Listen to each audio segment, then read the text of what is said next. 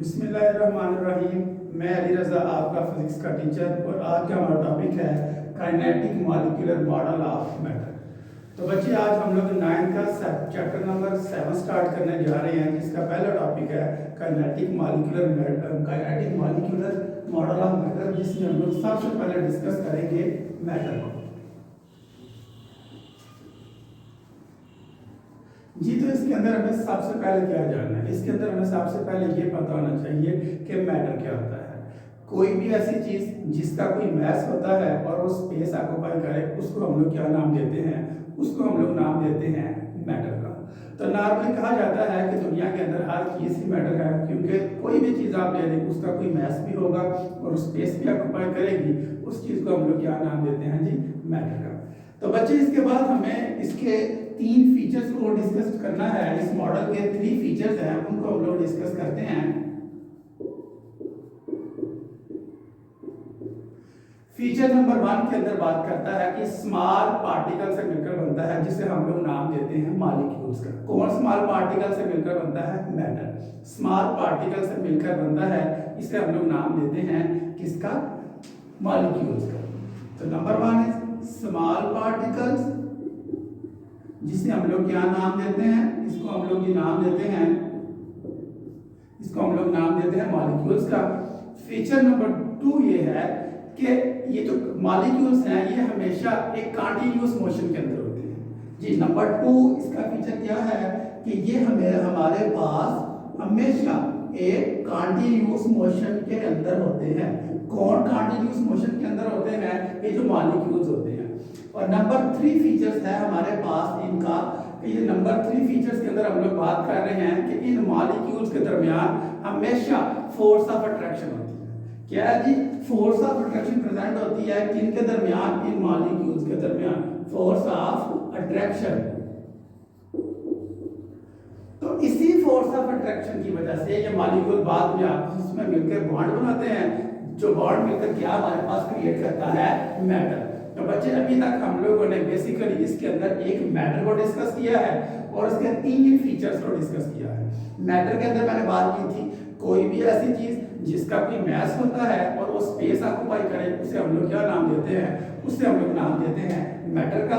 उसके बाद हम लोगों ने इसके 3 फीचर्स को डिस्कस किया।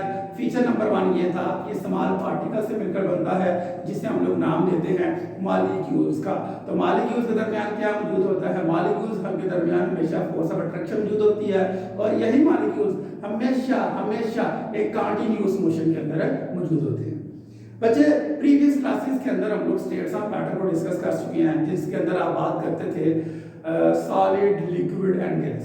तो इस क्लास के अंदर हम लोग बेसिकली 4 और टाइप आ रही है हमारे पास प्लाज्मा, उसको भी डिस्कस करेंगे। लेकिन आज के लेक्चर में हम लोग सिर्फ सॉलिड, लिक्विड और गैस को ही अगेन डिस्कस करते हैं। तो अभी हम लोग बात कर लेते हैं यहाँ पर प्रॉपर्टीज ऑफ मैटर की।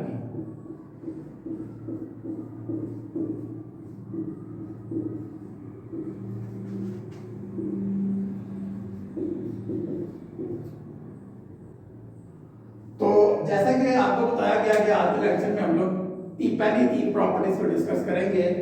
तो नंबर 1 हमारे पास क्या होती है? सॉलिड। उसके बाद बात कर लेते हैं लिक्विड की, एंड देन थर्ड वन है हमारे पास गैस। तो अगर हम लोग एक टेबल के थ्रू इसको अंडरस्टैंड करने जाएंगे तो ये हमारे लिए आसानी, हम इसको अंडरस्टैंड कर जाएंगे। जैसे कि इसमें आप हेडिंग नंबर 1 बना लें। अगर हम लोग बात कर लेते हैं, सबसे पहले इसके अंदर बात कर लेते हैं शेप की। तो शेप के लिहाज से आप बात कर सकते हैं कि सॉलिड के अंदर जो शेप होती है वो फिक्स होती है, लिक्विड के अंदर जो शेप होती है वो फिक्स होती है, फिक्स नहीं होती, जबकि गैस के अंदर जो शेप है वो फिक्स नहीं होती। तो अगर हम बड़ी बात सामने लिख सकते हैं, सॉलिड को पहले आप लिखें, आप सॉलिड के अंदर बता सकते हैं कि सॉलिड के अंदर जो शेप है वो आपकी फिक्स रहती है, लिक्विड के अंदर भी जो आपकी शेप है वो फिक्स नहीं रहती, जबकि गैस के अंदर भी बिल्कुल ऐसे ही होता है कि शेप फिक्स नहीं होती।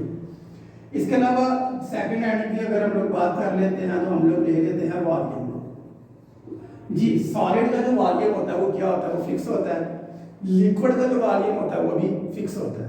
जी अगर अब बात कर लेते हैं लिक्विड का, जैसे मैंने शेप की बात की ना कि जिस लिक्विड के अंदर शेप जो है वो फिक्स नहीं होती, वो कैसे फिक्स नहीं होती? देखें अगर कोई लिक्विड ग्लास के अंदर आना तो मैं उसे किसी बाउल के अंदर या किसी जग के अंदर रखूंगा ना, तो जी तो हम लोग बात कर रहे थे शेप फिक्स लाइक बच्चे देखें अगर कोई पानी है आपके पास, वो पानी आपके पास ग्लास में, अगर वही पानी आप किसी जग के अंदर या किसी बाउल में डालते हैं ना तो ऑटोमेटिकली जो लिक्विड है वो उसी की शक्ल तैयार कर लेगा। जिसका मतलब सीधा सा ये है कि जो शेप होती है वो लिक्विड की वो फिक्स नहीं होती।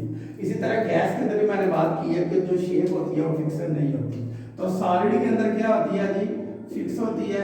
क्या फिक्स होती है शेप? सॉलिड के अंदर शेप फिक्स होती है, लिक्विड के अंदर शेप नॉट फिक्स है, और गैस के अंदर भी जो शेप है वो नॉट फिक्स है। तो उसके बाद अगर मैं बात कर लेता हूँ, यहाँ पर मैं बात कर लेता हूँ, सबसे पहले मैंने बात की थी शेप की, उसके बाद अगर मैं बात कर लेता हूँ वॉल्यूम की, मैं सेकंड हेडिंग की बात कर लेता हूँ वॉल्यूम की। तो बच्चे मैंने बात की थी अभी कि सॉलिड का जो वॉल्यूम होता है वो क्या होता है? सॉलिड का वॉल्यूम फिक्स होता है।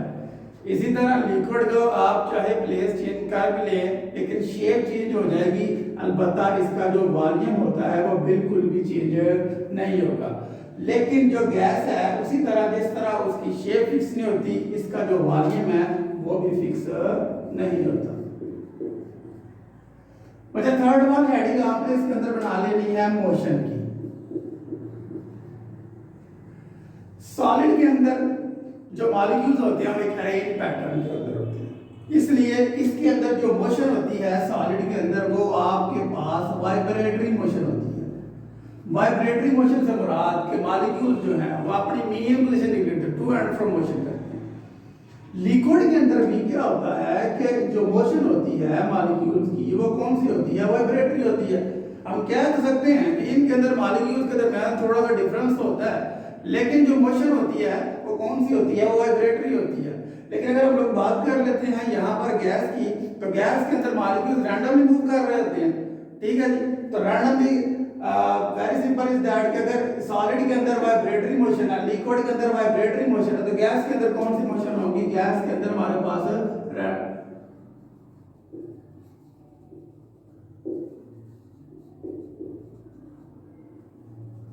रैंडम मोशन होती है जो हमारे पास किसके अंदर? गैस के अंदर। इसी तरह अगर एक और हेडिंग की यहाँ पर अगर हम लोग बात कर लेते हैं तो वो फोर्स ऑफ अट्रैक्शन की अगर हम लोग हेडिंग बना लेते हैं,